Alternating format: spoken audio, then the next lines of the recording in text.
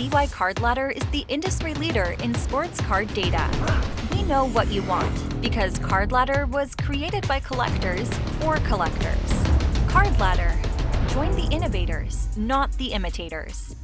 Hey guys, Bryan with Cajun Cardboard coming at you from the great state of Louisiana, and it's been far, far too long since we've had Coach Pixley on the channel for some old head hoops talk. He's been otherwise detained. Welcome back to the channel, and we got some cool current, right now, NBA stuff to talk about today. We do. I have a couple of old things to talk about too that are going to blow people's minds. Anyhow, okay, let's go. That makes sense because you're old. That's right. And I'm old, and this is called Old Head Hoops. But how do you want to start this thing? You know what gave rise to this? Let me just let the people that are watching know, how we got here. We got here because you literally picked up the phone this morning and called me before my workday started and said, have you just guess how many free throws per game 7-foot, 250-pound behemoth DeAndre Ayton takes? Yeah. And I was like, I don't know, 3.5, something like that. And you're like, guess again. 1.1 free throws per game for a 7-foot, 250-pound center who's playing like 30 minutes a game, dude, and gets over 10 rebounds a game. Right. And the other part is he's a decent mid-range shooter. So why would he be afraid to go to the line? Well, he doesn't make free throws at a high rate. But the other part is he averages 2.3 attempts for his career. And you told me, what does he average, 16 points a game for his career? Yeah. Yeah, he's a 16-10 career guy. Not bad. He is a 59% field goal percent shooter, and the guy's not dunking everything, Jonathan. Obviously, he's not getting fouled. Nothing. Yeah, because he's not getting fouled. He's never dunking the ball because what we're kind of getting at here is you've got to try. You've got to try not to shoot free throws and not to get contact and not to get fouled to be 7-foot, 250, always around the rim. It's not like he's a stretch five. It's not like he's out there on the perimeter. He's not Luke Cornett. Right. He is always around the rim, and he shoots a very high percentage. So wouldn't it make sense for teams to just tackle him? Like, if he gets the ball near the goal, just tackle the guy. But apparently he's not even shooting it. He's like, maybe he's getting rebounds and passing them out, or I don't understand. Or maybe he's getting predominantly defensive rebounds. But I didn't realize this, that he's 76% for his career. So I know. Well, he was actually really good last year. That's what's really weird. Watch this, Jonathan. I'm going to show you. I didn't know that either. He's terrible this year, 62%. Last year was 82%. Yeah, so it's a bad year. But the point is, which makes it even less excusable, he shot 82% last year and attempted 1.4. In an era of analytics, you would think his coaches would be put your freaking shoulder through the defender's teeth and dare them to call a foul because you're an 82% 7-footer from the free throw line. And now something's happened, obviously 62%. I don't know. I know this. He opened the season in 11 games with 8 free throw attempts total. That's 8 more than you and I took. Okay. Yeah. He averages 1.1 a game. He is a 56% field goal percentage and 62% free throw shooter. And they Giannis-like stuff. And the rules are geared towards going to the free throw line. Yes. Like it's he's played 18 games without a free throw attempt. 0. You've got to try that. It's befuddling. It's mind blowing. But that led me to. Are you ready for this? It led me to another. I was like, well, who shoots less free throws than him? That's got to be less than fill in the blank, right? And I stumbled on our good friend Sam Hauser. Oh. I don't know if you know Sam. I do. Okay, so pretty good player, really good shooter. Yeah. Sort of a bench guy. He's played 39 games this year. He played 784 minutes, which equates to 20.1 minutes per game. He's very durable. He's played in almost every game for the Celtics. Yep. It might be every game, actually. Yep. And he's playing minutes, 20.1 minutes a game. Okay, that's a lot of minutes, a half a game, a little bit less than half a game. Yeah. Guess how many free throws he's taken on the season? I'll give you a hint. He's shooting 100%. 39 games. I'm going to guess. Please tell me he's not like 3 for 3. Oh, he's not 3 for 3. Oh, God, no. He's 1 for 1. He's 2 for 2, and he's never taken 2 in a game. Well, obviously. Well, I don't think he even dribbled. I mean, to be fair, the dude can piss it in from 100 feet away. He could really shoot the ball. He's a catch and shoot guy, right? He has the other Sam Merrill. Plays. So he has 2 4-point plays this year, then. ultimately. He must have 2 4-point plays. Has to. Yeah. That's the only way to do it, right? Yeah, because he doesn't have 2 in a game. And he doesn't have a miss. Right. So those games, he was both 1 for 1, which means he got fouled on 3. That's a great stat. That's how you impress girls. Young people, if you're watching this channel, if you're trying to pick up girls at a bar, tell them that Sam Hauser stat that we just gave you. Yes. I've got a lot of other stuff. Are you ready for this? Let's go. I want to talk about some of the guys that are in the NBA right now that are doing things that I'm not going to say they've never been done, but they haven't been done in a really long time. And most people would attribute it to the way the game is played now versus the way the game used to be played. Okay. So let's go. Let me go in order here. And I've got it pulled up. Let's just start with your favorite player in the NBA, Dyson Daniels. Okay. So we both think Dyson Daniels has the brain of a mentally challenged dinosaur, right? Offensively. I think you are way lower on him than I am. I'm way lower. I'm very low, but you are. Listen to me. He is Alvin Robertson 2.0. I didn't know it. We are finding out this year. Let's just, to put it in perspective, right now he is averaging, I think right now he's averaging 3.1. Hold on. Let me get this right. He's averaging 3.12 steals per game. Okay. That sounds like a lot, but it's like steals is such a small number. It's not like somebody's averaging 24 rebounds. You're like, holy shit. Right. 3 steals is so much better than 2 steals. It would be like comparing 20 rebounds to 12 rebounds, right? Something like that. Right. So 3.1 steals. And you're like, okay, that does seem like a lot. 3 a game is a lot. And I think he had 6 last night. Just to put it in perspective, last year, SGA and Fox led the league in steals, as you can see. And they had 150. He has 131 now. Half right now. So that led me to think, dude, maybe 3.1 is more than I realized. And so what I did is I took the all-time league leader in steals, and we looked at how many steals they had in that year that they led the league, and we work our way back. So here's Dyson Daniels. I'll stop you when I get to somebody who's averaged 3 steals a game. Are you ready? First of all, let's just say this. Anunoby led the league in steals 2 years ago. He didn't even average 2. Well, this guy's averaging 3. This isn't accurate. This isn't accurate. Oh, wait. I'm sorry. I'm sorry. How far are you going back?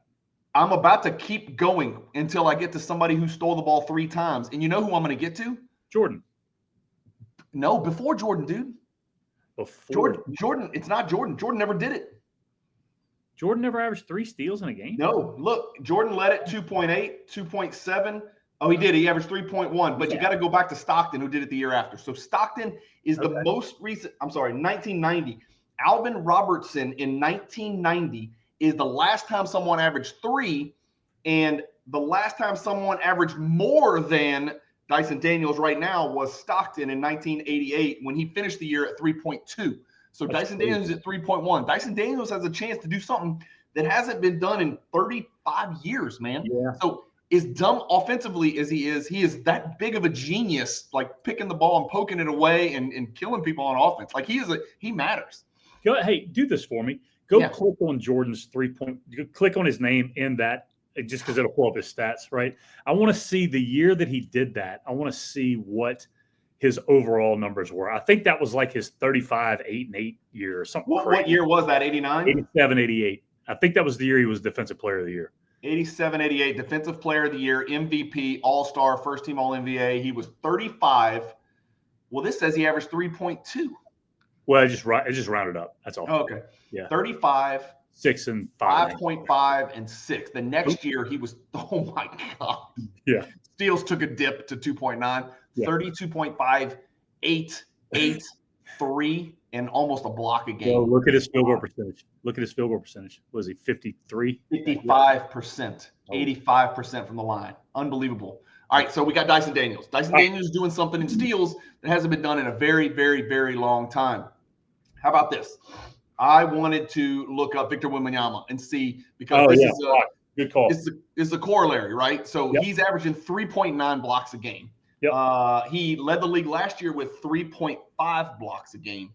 Yep. The last time someone averaged 4 blocks a game, which is very doable because he's actually picked up his blocks as we've gone through the season, and that was the case last year as well. Yep. As his minutes tick up and as the games mean more, he'll probably even pick it up. I think he's going to finish over 4. I really do. And you want to go ahead and guess the last time someone averaged over 4? That would be. Give me a name. Mark Eaton. Manu Bowl? It's after that, but it should be an easy guess. He was like 5-time Defensive Player of the Year, maybe 3. Oh, so it would be Mutombo. Yeah, Mutombo. Okay. You got to go all the way back, Jonathan. Morning averaged 3.9 back when people were not allowed to fast break. Dikembe Mutombo, 4.49 in 1995. Dude, look at Olajuwon. Oh, my God. 4.5. Yeah, Olajuwon's nice, but why don't you look at Mark Eaton averaging 5.56? 5.5. Yeah. You know the thing about Manute Bol, I would be interested to know. Okay, so he averaged 4 per 36 minutes. I just want to know how many minutes he played. Well, that's what I was going to say. If we did this per 36 minutes, I suspect Manute Bol would have a silly number. That dude did not play. It wasn't like he was playing 35 a game. No. So that's impressive. I think Wembanyama can do that, and that puts him in super rare company. And by the way, if you go back and you look at these dudes, most of these guys that are on this list that are leading the league in blocking shots are not averaging 25 and 11 with 4 assists, shooting 48% and 84% from the line. And blocking probably 1 3-point shot a game as well. Just a hunch. They're not doing the things he's doing offensively. And by the way, they also probably weren't, 21 years old, Jonathan? Yeah. How old is he? 21 years old. Yeah. The reason why I think he's got a chance to do the 4 is because he can get out on the floor and get a fingertip on a 3, right? Which is such a huge part of the game. If it were just based on him being around the rim, he's no way he averages 4 blocks a game. But yeah, he's doing it in an era where, I mean, honestly, let's just be fair. Like, the average number of total shots that are blocked in a game is not even in the same stratosphere as it used to be, because so much of this is threes and layups. And when I say layups, it's open layups. It's not challenging people at the rim. It's either threes or wide open layups. A lot of kick out threes. So I bet if you, and I don't have access to this, but I forget the name of that statistical thing, Spectrum or something. What is it called? Yeah, it's called Spectrum. But who did it? Who's the guy? Well, I was going to say he's got to, this year he's going to break the all-time record for most 3-pointers. I would say blocked. Isn't it Hollander or Hollinger? Yeah, Hollinger. Yeah, something like that. Yeah. Anyway, so Victor Wembanyama doing Dyson Daniels type things, right? And then one more player, actually 2 more players, Jonathan, come to mind. Let's start with rebounds. And I don't know if you know this, and it's happened sort of quietly. This will be the 3rd year in a row that Sabonis has led the NBA in rebounding. I know, crazy. And he's averaging 14.5. That's a humongous number. So we're talking about he's going to be in that mix, if he can do this for 3, 4, 5 more seasons of greatest rebounders of all time. He's going to be in that conversation. People tend to think that it was it was all Rodman, and Rodman was crazy. 15, 16, 14.8, 16, 17, 18, 18 pound for pound, height wise, obviously Rodman freak of nature. But again, similar to our Victor Wembanyama analysis, that was all Rodman was doing. Guard this dude or switch everything and get that damn rebound. A lot less long rebounds back then because a lot less threes. That's why I'm confused. They're shooting more threes than ever, but Sabonis's rebounding went up 1.3 last year, and it's going up almost another full point this year. Why is he getting more rebounds in a more spaced out league?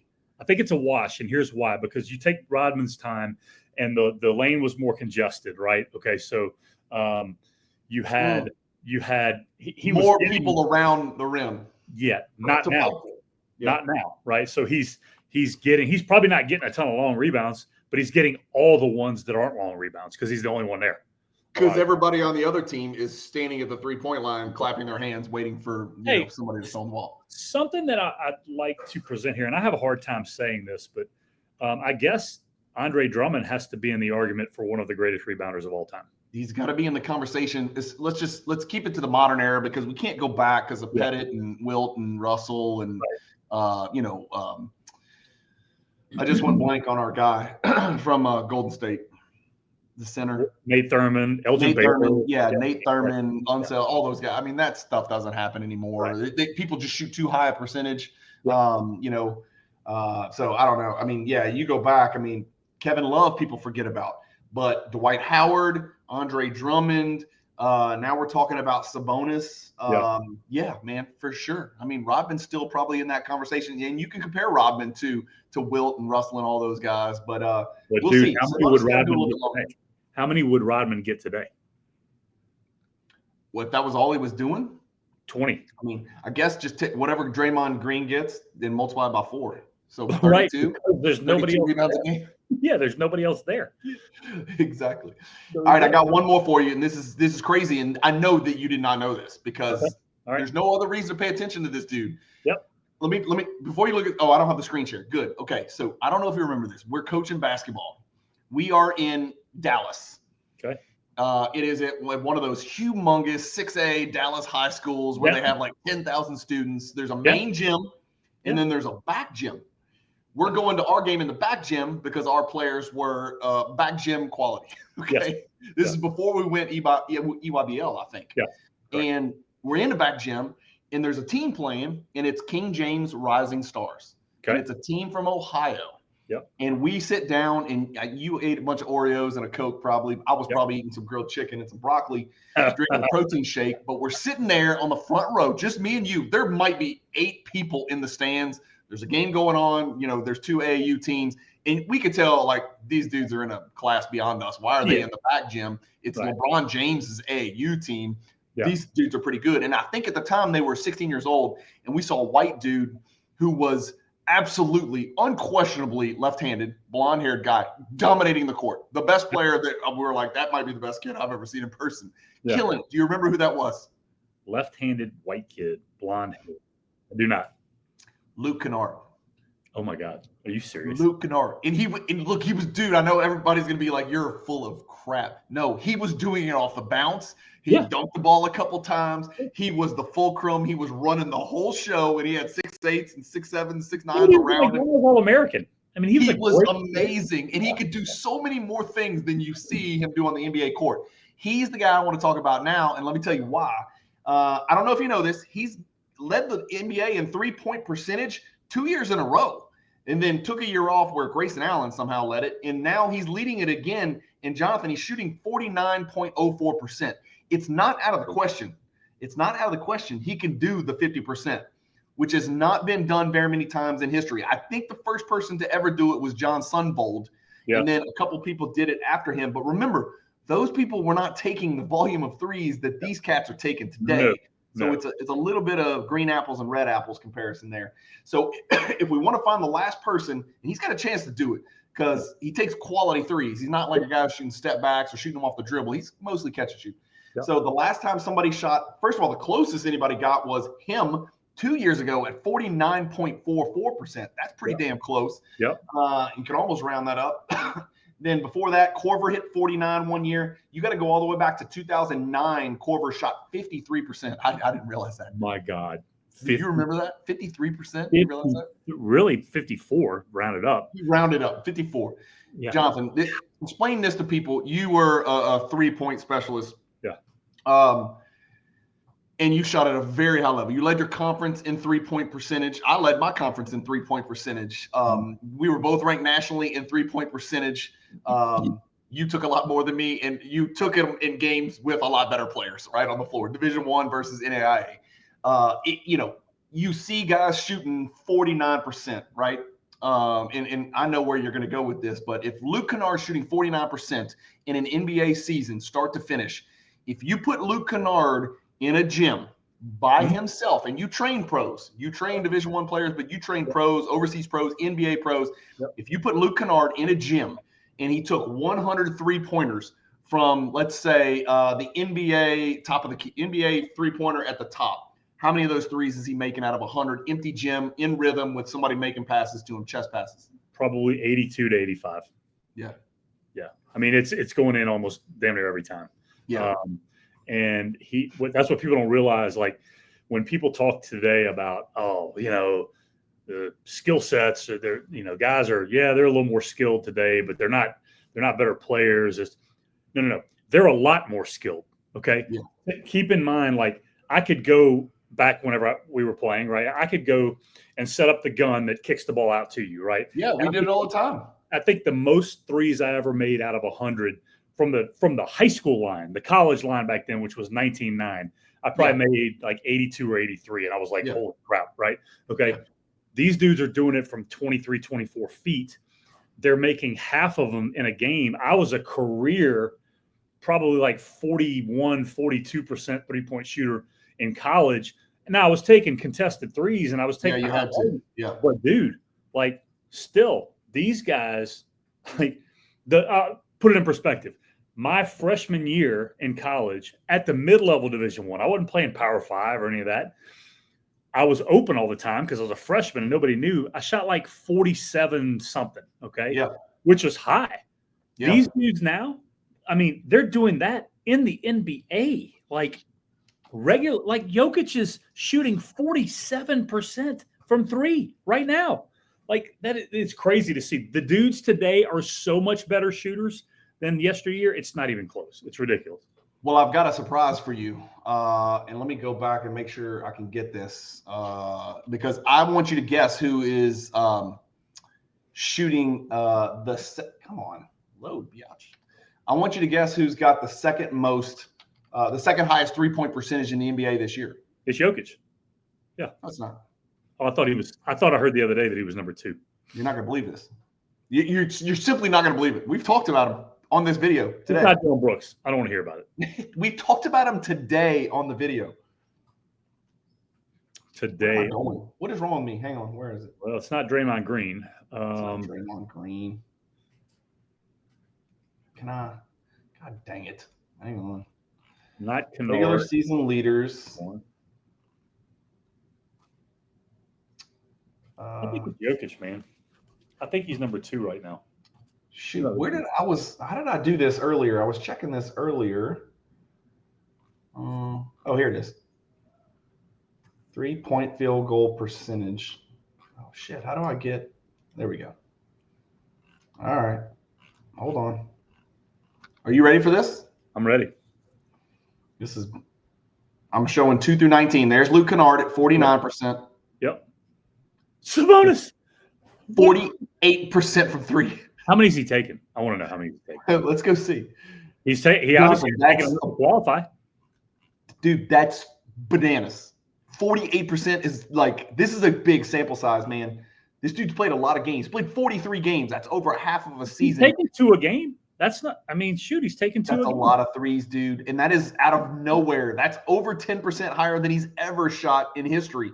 And he's 1.2 for 2.4. I want you to explain this to me then, because you've seen the Kings play this year. I know you have. Okay. Yeah. When you watch them play, why, when he is 16, 17 feet from the goal, he won't shoot a 12-footer, 18-footer. He won't even look at it. People are in the paint guarding it. He won't. I don't know. I don't understand it. If you're shooting 48% from 3, you should shoot 78% from 16 with no one near you. They guard him like Rondo. They don't even get near him, dude. And he's a 70+% free throw shooter. So, like, why won't he shoot a 12-footer? I don't understand. I think he's underrated as a player. And God, dude, I would never have guessed this. This dude's been in the year 9 years. This is 9th year in the NBA, Jonathan. And look at his points per game really after age 22. 18.5, 20, 19, 19, 19, 19, 19, 21. And then rebounding, he's been the best rebounder in the NBA. I mean, he's been the best rebounder in the NBA for 3 years. If you look at the last 8 years combined, he's the best rebounder in the NBA. The best. You're right. Wow. That's crazy. And efficient. I mean, everything about him. I think he's historically undervalued for sure. It sounds like they're going to trade Fox, and we were kind of talking about this morning. We don't know who he's going to end up getting traded to, but where does he move the needle? Like they're talking about the Spurs. That doesn't make them a contender, but you like the Spurs hitching their wagon to Fox. Does that move Chris Paul to the bench? Does that move Chris Paul to the 2 guard? No, it moves Chris Paul to the bench. And then the Heat were mentioned. That doesn't make them a contender though. Butler out, Fox in, Hero, Adebayo, Haywood, Highsmith.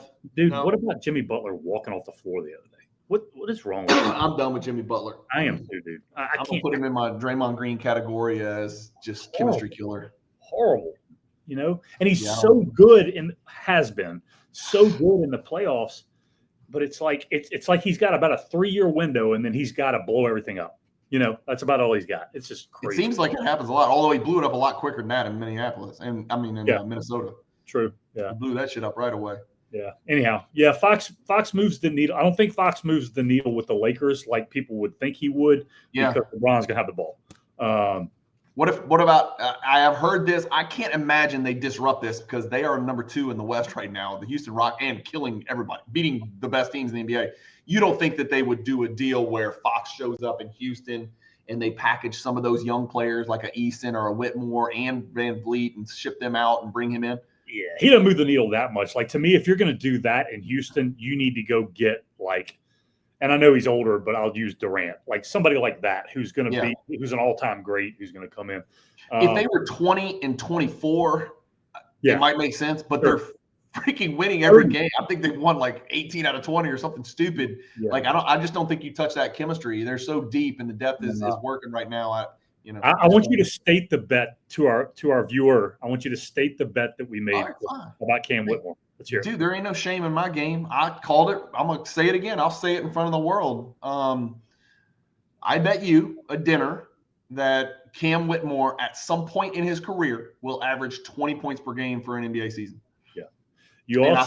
I think it's going to be sooner than you think. And I think you're going to be buying me a dinner. And I don't want any bullshit. I don't want, we're going to help her. I don't want you to make the dinner because I'm not down with that. I want a real steak dinner. Yeah, we're in for sure.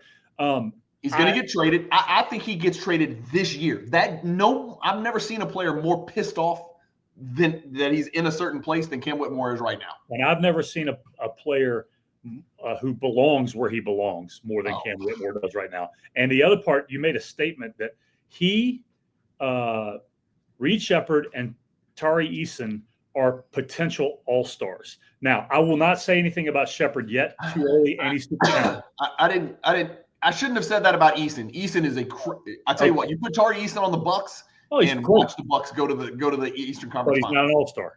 I know he's not an all-star and might have misspoken. I will take that back. Okay. But Reed Sheppard, we just don't know. We just don't know. I agree with Cam Whitmore, if you put Cam Whitmore on the Washington Wizards, he's 25 a game. If Jordan Poole is not, then he is not. Isn't he? I don't think he is. I mean, maybe he is. He might be. Do you think Cam Whitmore is better than Jordan Poole? Offensively. Jordan Poole's 21.2 a game. So all I need is 20 out of Whitmore for a dinner. I don't need any more. I don't need the extra 4. That dude averages 21 and can shoot it from anywhere. Cam Whitmore is not Jordan Poole, dude. Sorry. I want the world to know that I called my shot. Cam Whitmore is averaging 9.7 a game. And I am telling you, at some point in this dude's career, he will average 20 points per game. He's playing 16 minutes a game and averaging 10. I just want you to know this right now. I just want you to understand the math. I'm going to take you through it slowly. Yeah. He's playing 16.6 minutes a game. That's half of a game for a normal NBA starter. Yeah. And he's averaging half of 20. And you know what? He's going to do it. The best part about that is, let's do the math for this. He's playing 16 minutes a game on a team that he's not sitting behind any all-stars. There you go. Dude, that's why he's pissed, because he and I know that he does not belong in a rotation as an afterthought. You're right. Not on a really good team. Would you be pissed if you were watching Dylan Brooks play in front of you and you know you're better and younger and smarter and better looking? I would be pissed if I was on the same team with Dylan. I would too. Yeah, I would too. Yeah. I don't think Ime Udoka could keep me and Dylan Brooks apart. I might be dead. Dylan Brooks may murder me. But he's going to have to kill you. But he's going to have to kill you. He's going to have to kill me because I ain't playing on the same court as him. That's for damn sure. That's right. That's for damn sure. I'll freeze him out. We'll ice him out like Isaiah. All right, we got to cut it short today. It can't be a long one. So anything else? I got 2 things for you. Lay it on me. What do you got? Since we are old head hoops, I'm going to take you back to two ridiculous stats. One thing is going to completely dispel all old head thoughts about a potential GOAT candidate. And then this first one that I'm going to give you is just going to blow your mind. Okay, 1995. Let me guess somehow. You make it a trivia. Okay, 1995 New Jersey Nets center. Jason Williams. Amazing stat. No, he wasn't. This guy wasn't the starting center. He wasn't the starting center. Not a starting. Horn was playing with Derek Coleman. Foreigner. This guy was he was a foreigner. Played at George Washington University. Oh, Inkadare. Yeah. Okay. So Inkadare in 1995, which was his second year, because his first year he tore his ACL, so he didn't play. Okay. What could have been? His second year, okay, he averaged 11 minutes a game. Okay. across 58 games. That's over 600 minutes. Okay. He averaged 2.8 points, 2.1 rebounds. Okay. In 600 minutes and 58 games, how many assists do you think Iguodala registered for the season? Dude, if you tell me one For the season, 600 minutes, that's 600 like minutes. 20 full 30-minute games. 11 minutes a game he played. Okay, 11 minutes a game. I How don't many know. I'm going to sound dumb. I mean, I don't Be want to make you realistic. feel bad. Be realistic. 7. 0. He didn't register an assist. How did you come across this stat? 0. How did you come across this stat? Because I looked up most ridiculous NBA stats of all time. That was number 1. This is why you get paid the big bucks, because you Google stuff and come to the show prepared. I'm just telling you. 0 assists in 600 minutes. 600 minutes. Yeah. Now, the question remains, do you think Iguodala was really that selfish, or do you just think dude was just coked out of his mind? He couldn't see anything. Like, he had no idea where his teammates were, what team he was on. Right. What I want to know is, in 600 minutes, I want to know how many total passes he made.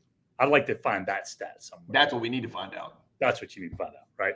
All right, second stat. And I'm not going to be able to share this because you have control of it. So I'm going to read this. Okay. You can't share it, by the way. We can arrange that, but go on. You want me to share it? I'll share it. Yeah. Give me the ability to share it. I know you could change who screen shares. God, I gotta remember how to do this. Don't worry about it. I'm just going to read this to you. Go for it. All right, you ready? You got to do it on your end. You got to go request screen share or something in the top right of your little box. It's okay. I'm good. All right. Okay. In the GOAT discussion, would we agree that Bill Russell has been mentioned for years and years as you got to at least consider him in that because he has 11. Always has, always will. That will never go away until everybody older than us passes away. Okay. So for his career, and we've talked about this, okay, he shot 44% from the field. All right. Do you know what his average distance shot for his career was? We're going to get death threats you're banging on Bill Russell. You're literally going to tear Bill Russell a new one. Average. Now, I will say this. The stat that I found said they didn't have video on everything, but it was like 2/3 of his games or whatever. Yeah, I remember. Yeah, they did that with Will. Three-point line that didn't exist. Yeah. Okay. So average distance of his shot. Attempt. You're basically telling me he's Angel Reese Russell. Just tell me what you think it was. 5. Average. Yeah. 4.5. His average shot was 4.5 feet from the goal. That's not almost the restricted circle. Average. That's not like. And still shot 44%. Still managed to make less than half. It's very also Theo Ratliff. Yes. Also shot 56% from the free throw line. Okay. And I am here to tell any basketball fan who has ever lived and who would ever think about mentioning Bill Russell. You're going to get so much hate. You know what? That's fine. Yeah. That means we got to tell the truth, though. That means that offensively, you could put probably 75% of the centers that have ever played basketball in that spot and win 11 championships. Now, defensively, we know he was off the charts. I will not say anything negatively about him that, you could go back and talk about blocks and everything. But I'm saying you cannot take somebody who is that bad offensively, who, by the way, averaged, like in certain years, he averaged like 16 field goal attempts a game. Okay. Yeah. And shot 44% from 4.5 feet. Well, anytime we get into this argument, we don't get into the argument, but anytime I get into the argument of Chamberlain versus Russell, I always say, that's fine. Just put a little leprechaun on Wilt Chamberlain's uniform and he will have 15 rings. Yes. And Russell will have 0, not 1, 0 rings. That's why I don't weight rings, because it's sometimes, and I know there's more to it. Like, I don't think Jordan would have been, if he'd have gotten drafted by the Wizards, I have a hunch Jordan might have got a title, right? But right place, right time really, really matters, not just for Robert Horry, not just for Derek Fisher, not just for Steve Kerr. It matters for the alpha superstars, because some of the greatest that have ever done this thing don't have a ring, and probably could have had 6 or 7 if they had been in the right place at the right time. Yep, 100%. But he would have had 15. I Well, stand by that. He would have never not won one. How would he have not won it? That's what I'm saying. He would have never not won one. So yeah.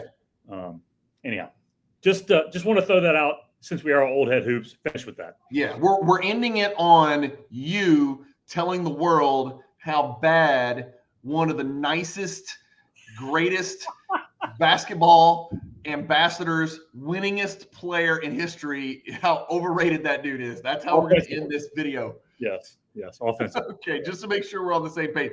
He said it, not me, although I co-sign on a lot of it. Most of it, almost all of it. You 100% agree with that. I do, but I'd rather you get the vitriol and you get the hate rather than me. So that's been the norm anyhow. We're fine. Yeah. I encourage somebody in the comments from up in the Boston area, and I have friends up there, really good friends up there. They're going to come very strong in the comments on this if they happen to watch this video, which nobody will, and tell me why he's the greatest winner of all time, and he is a very good winner of all time. I can't argue with that. Why, if you put Al Horford on that team back then, they would have won 11 rings as well. Yes. Well, first of all, Al Horford weighs 75 pounds more than Bill Russell. Fair. So you're right. He would have been a real problem. Yeah. You could have put Cam Whitmore on that team, and they would have won a shitload of games. Oh my God. Yeah. Anyhow, I don't think so. All right, that's it, guys. We're signing off. Thank you guys for watching. As always, we're gonna get Coach Pixley on sooner rather than later. I got some traveling to do to Houston and to Dallas, but we'll get him back on. Keep collecting, stay positive in the hobby, and peace.